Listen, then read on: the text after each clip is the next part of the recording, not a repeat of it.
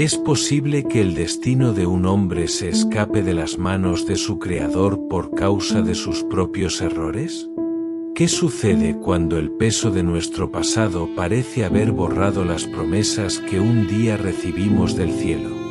A menudo caminamos con la sensación de que hemos fallado tantas veces que el plan original de Dios para nosotros ha caducado, dejándonos en un desierto de arrepentimiento y oportunidades perdidas. Hoy vamos a descubrir que Dios no renueva su promesa porque se le haya olvidado, sino porque nosotros solemos olvidar quiénes somos en su presencia. Jacob, el hombre que luchó con ángeles y huyó de sus propios miedos, se encontraba de nuevo en el lugar donde todo comenzó, necesitando desesperadamente recordar que el Dios de sus padres no lo había desechado a pesar de sus debilidades. Antes de que decidas rendirte o creer que tu historia ha llegado a un callejón sin salida, necesitas mirar lo que ocurrió en Betel. En este lugar de encuentro, entenderemos por qué el Todopoderoso se toma el tiempo de repetir sus palabras a un corazón cansado. Descubriremos que servimos al Dios que no se rinde con los que fallan y que su fidelidad es mucho más grande que nuestra capacidad de equivocarnos. Prepárate para un viaje al corazón de la redención, donde un nombre antiguo es borrado para dar paso a una nación entera. Esta no es solo la historia de un patriarca hebreo, es el espejo de cada alma que ha sentido que lo ha perdido todo, solo para encontrarse de frente con la gracia inagotable de aquel que dice: «Yo soy el Dios Todopoderoso, fructifica y multiplícate». El viento soplaba con una fuerza inusual sobre las colinas de Canaán, como si la misma tierra reconociera que un ciclo sagrado estaba a punto de cerrarse. Jacob, el hombre cuyo nombre significaba el que suplanta, caminaba con el peso de décadas de luchas, huidas y reencuentros. Tras haber dejado atrás las cenizas de sus errores pasados y habiendo purificado a su casa de dioses extraños, se encontraba de pie en la tierra donde el cielo y la tierra se habían tocado años atrás. El aire en Betel era denso, cargado de una presencia que no se puede explicar con palabras humanas, sino que se siente en el vello erizado y en el pulso acelerado del corazón. De pronto, el silencio del desierto se quebró no con un estruendo, sino con una luz que parecía emanar del mismo vacío. Dios se manifestó a Jacob una vez más, tal como lo había hecho cuando el patriarca huía de la furia de su hermano Esaú. Pero esta vez no era una aparición de auxilio en la desesperación, sino una visitación de soberanía absoluta. En ese instante, el tiempo pareció detenerse. Las sombras de las montañas se alargaron y el polvo del camino brilló como oro bajo una gloria invisible que descendía para sellar un destino que Jacob creía haber puesto en peligro con sus debilidades. ¿Por qué tuvo que aparecerse Dios nuevamente? ¿Acaso la promesa se había debilitado con los años de exilio y las fallas de Jacob? La respuesta retumbó en la atmósfera. Dios no regresó porque la promesa hubiera muerto, sino porque el hombre necesitaba ser resucitado. Jacob había luchado con la culpa, con el miedo a ser destruido por sus enemigos y con la carga de sus propios engaños. Dios apareció para recordarle que su pacto no depende de la perfección de los hombres, sino de la inmutabilidad de su carácter. La promesa no se había perdido. Estaba esperando que el hombre estuviera listo para cargar con el peso de su cumplimiento. En un momento de clímax espiritual, Dios pronunció palabras que resonaron como el eco de 1000 tormentas. Tu nombre es Jacob, no se llamará más tu nombre Jacob, sino Israel será tu nombre. Con esta sentencia divina, el pasado fue borrado. El suplantador murió bajo el peso de la gloria, y el príncipe de Dios nació en su lugar. No era un simple cambio de letras, era una cirugía del alma.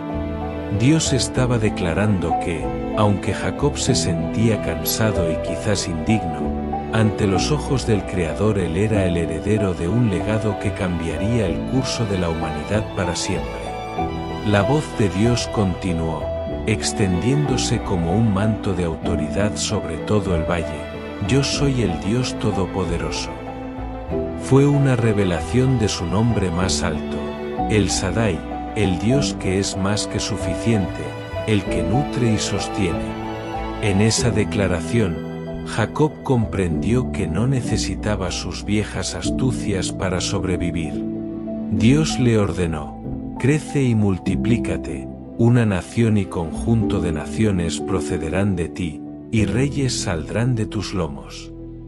La escala de la promesa era tan vasta que el horizonte parecía ensancharse frente a los ojos de Israel, visualizando imperios y linajes que nacerían de su propia sangre. El Todopoderoso entonces vinculó el presente con las raíces eternas del pasado. Le aseguró que la tierra que una vez entregó a sus antepasados, los pilares de la fe, ahora le pertenecía legítimamente a él y a su descendencia futura. No era una posesión ganada por la fuerza de las armas, sino otorgada por la firma de lo invisible. En ese momento, Jacob entendió que Dios no se rinde con los que fallan porque su plan es generacional. Él ve el bosque completo cuando nosotros solo vemos un árbol caído. Su fidelidad es la roca sobre la cual se construyen los reinos, incluso cuando los constructores son hombres quebrantados. Tan pronto como las palabras terminaron de asentarse en el alma de Israel, la presencia majestuosa de Dios se elevó, regresando al lugar de su trono, dejando un vacío cargado de paz en el lugar donde le había hablado. El silencio que siguió fue diferente, ya no era un silencio de soledad, sino un silencio de reverencia. Israel se quedó allí, mirando hacia arriba, con el rostro iluminado por una verdad que nada ni nadie podría arrebatarle jamás. El Creador del universo se había tomado el tiempo de bajar una vez más solo para asegurarle que no estaba solo. Para que las futuras generaciones no olvidaran este encuentro sagrado, Israel tomó una piedra, una roca tosca y pesada, y la levantó como una señal permanente en aquel sitio de revelación. Sus manos, curtidas por el trabajo del campo y las batallas de la vida, ungieron la piedra con aceite y derramaron sobre ella una libación de vino. El aroma del aceite y el color del vino sobre la piedra fría simbolizaban una vida que se entrega por completo. Aquella columna no era solo un monumento de piedra, era el testimonio de que en ese pedazo de tierra, un hombre que se sentía perdido fue encontrado y restaurado por el Dios que no conoce el abandono. Finalmente, con voz firme y un corazón renovado, el patriarca reafirmó el nombre de aquel santuario natural, Betel, la casa de Dios. Al alejarse de aquel lugar, Israel ya no caminaba con el peso del pasado, sino con la autoridad del futuro. Había aprendido que cuando sentimos que todo está perdido y que nuestras fallas han cancelado nuestro destino, Dios se presenta de nuevo, no para juzgarnos, sino para recordarnos que su promesa es un fuego que nunca se apaga. Porque al final de la historia, el Dios que no se rindió con Jacob, es el mismo Dios que hoy te dice que tu historia aún no ha terminado. A veces, la mayor batalla que enfrentamos no es contra las circunstancias externas, sino contra la imagen distorsionada que tenemos de nosotros mismos después de haber fallado. Al igual que Jacob en Betel, muchos caminamos cargando el peso de un nombre que representa nuestros errores, nuestras huidas y nuestros miedos más profundos.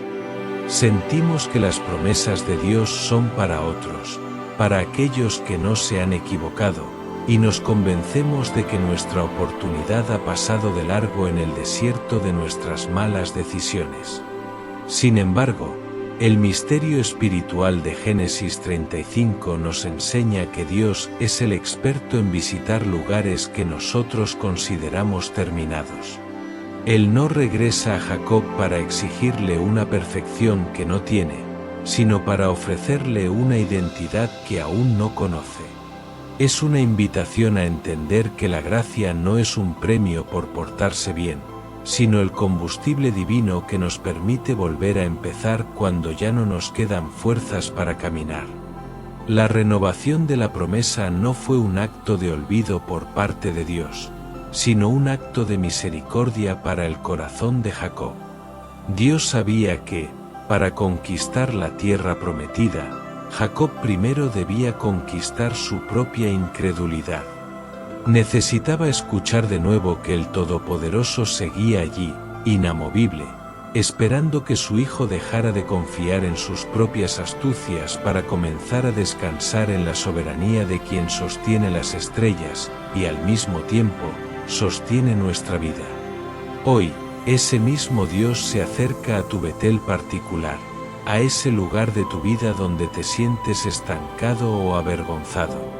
Él no se rinde contigo porque su visión de ti no está limitada por lo que hiciste ayer, sino por lo que Él puede hacer a través de ti mañana. Cuando Dios cambia el nombre de Jacob por Israel, nos está diciendo que nuestro pasado no tiene el derecho de ponerle título a nuestro futuro. Solo el Creador tiene la autoridad de decirnos quiénes somos realmente. Esta historia es un recordatorio de que siempre hay un altar esperando ser levantado. Tal vez es momento de que dejes de huir de tu propia historia y te detengas a levantar una columna de fe en medio de tu prueba. Ungir tu vida con la confianza de que Dios es fiel, incluso cuando nosotros somos infieles, es el primer paso para ver cómo las promesas que creías perdidas comienzan a florecer con una fuerza que nunca imaginaste. No importa cuán lejos sientas que has caído, el Dios que no se rindió con el suplantador es el mismo que hoy te llama por un nombre nuevo. Deja que esta verdad penetre en lo más profundo de tu espíritu. Las promesas de Dios no tienen fecha de caducidad cuando hay un corazón dispuesto a reconocer su presencia. Levántate, sacúdete el polvo del fracaso y camina con la frente en alto, porque la casa de Dios no es un edificio lejano, sino el encuentro eterno entre tu necesidad y su infinito amor. Amado Dios, hoy elevamos nuestro corazón con profunda gratitud al contemplar tu fidelidad inquebrantable manifestada en la vida de Jacob. Te damos gracias porque no eres un Dios que observa desde la distancia, sino que desciendes a nuestros desiertos y a nuestros momentos de mayor confusión para recordarnos que tus promesas siguen en pie. Gracias por ser el Dios que no se cansa de buscarnos, incluso cuando nosotros mismos hemos intentado escondernos de tu propósito. Te agradecemos, Padre Eterno, por el regalo de la identidad renovada. Gracias porque, al igual que hiciste con Israel, tú tomas nuestras piezas rotas, nuestros nombres manchados por el error y nuestras historias fragmentadas para transformarlas en un testimonio de tu gloria. Reconocemos con humildad que no es por nuestro mérito, sino por tu soberanía, que hoy podemos ser llamados hijos tuyos y herederos de una bendición que sobrepasa nuestro entendimiento. Gracias, Dios Todopoderoso, por ser la roca firme en nuestro propio Betel.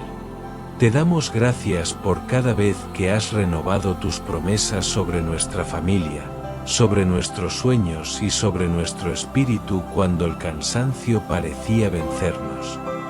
Gracias por enseñarnos que tu amor es más grande que nuestras fallas y que tu paciencia es el refugio donde siempre podemos encontrar un nuevo comienzo y una esperanza que no avergüenza. Finalmente, te damos gracias por la seguridad de tu presencia constante. Al igual que subiste de Jacob después de hablarle, sabemos que tu espíritu permanece con nosotros, guiando cada paso hacia la tierra que nos has prometido.